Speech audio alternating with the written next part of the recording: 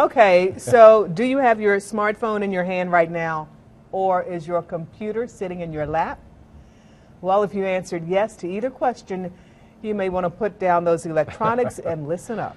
Experts fear that people are becoming addicted to their digital devices. News 13's Megan Shearing joins us with a special report. Megan, a study done by Internet Trends says an average person checks their mobile phone at least 150 times a day. Yeah, kind of scary, isn't it, Darcel? They make it so easy to stay connected, right? But experts say we're actually training our brains to crave more interaction because new messages serves as a reward.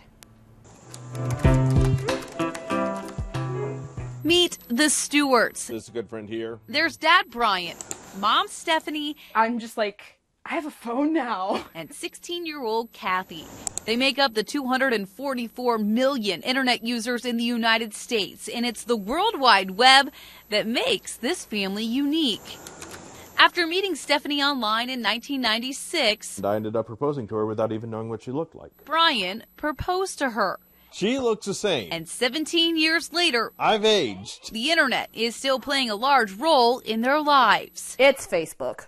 I keep Facebook on at all times. Whether I'm actually on it is a different story, but I keep it up. There are 6 laptops in their home. The computer is first thing that I turn on, even before the coffee is made, and the computer is the last thing that gets turned off at night. And their digital usage doesn't stop there.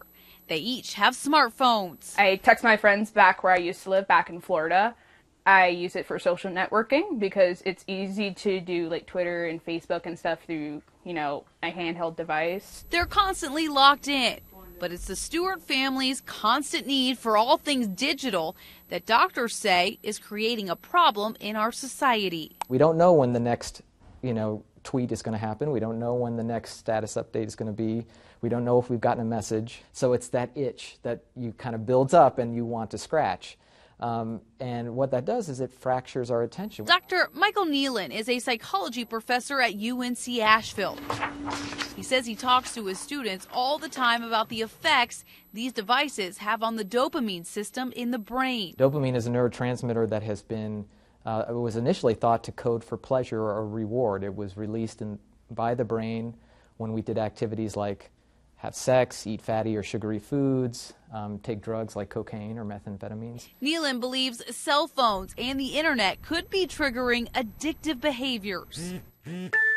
I want to make sure that we don't use that term too technically, but I do think that one aspect of addictive behavior, or one way to define addictive behavior is it having a detrimental impact on your life? If dopamine underlies a lot of addictive behaviors, like certainly drugs, but also eating and gambling, then I think it also, because it's triggered, these devices are ideally suited to trigger dopamine, then yes, I would say that it can contribute to addictive-like behaviors.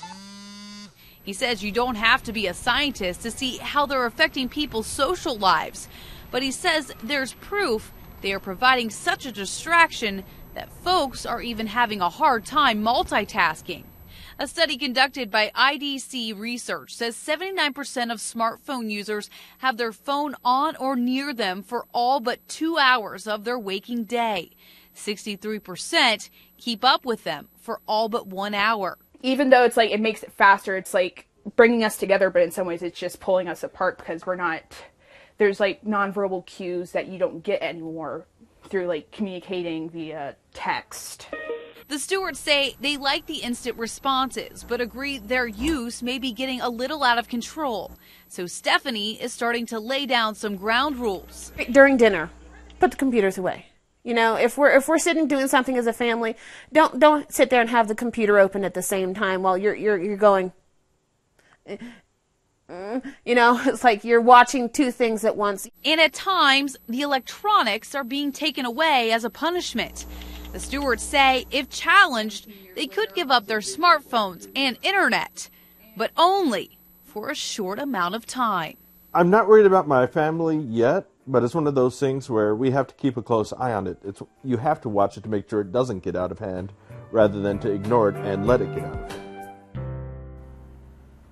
And Dr. Neelon says it's good for our brains to take a break from our phones or computers, so he suggests putting yourself in a new environment, set limits on your digital uses, especially during meals and bedtime, and instead of constantly reaching into your pocket to check your phone, he says retrain your brain by finding an activity that you can make just as happy as that next text message. And actually, I'm going to text Jason right now because I think there's supposedly snow in the forecast.